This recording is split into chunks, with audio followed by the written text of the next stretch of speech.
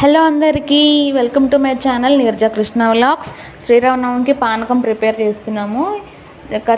చాలా తక్కువ ఇంగ్రీడియంట్సే కదా, వాటర్, బెల్లం, మిరియాల పొడి, ఇంకా యాలకుల పొడి. నేను చేస్తుంటే మా వాడు కూడా నేను చేస్తానని చెప్పి కూర్చున్నాడు. రాముల వారికి ఇష్టమైన ప్రసాదం అని చెప్తూ ఉంటారు కదా పానకం అనేది. పానకం ఇంకా వడపప్పు కూడా.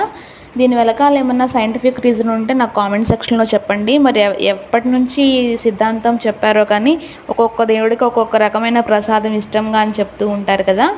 నాకు తెలిసినంత వరకు అయితే శ్రీరామనవమి కానీ ఉగాది కానీ సమ్మర్లో వస్తాయి కాబట్టి ఒళ్ళు వేడి చేస్తుంది అని చెప్పి పానకం అనేది ఒంట్లో వేడి తగ్గడానికి బాగా హెల్ప్ అవుతుంది అనమాట. మిరియాల పొడి వేస్తాం కాబట్టి, బెల్లము అదంతా. నాకు తెలిసినంత వరకు అయితే అది. మరి మీకేమన్నా తెలుసా? సబ్స్క్రైబ్ చేయడం మాత్రం అస్సలు మర్చిపోకండి.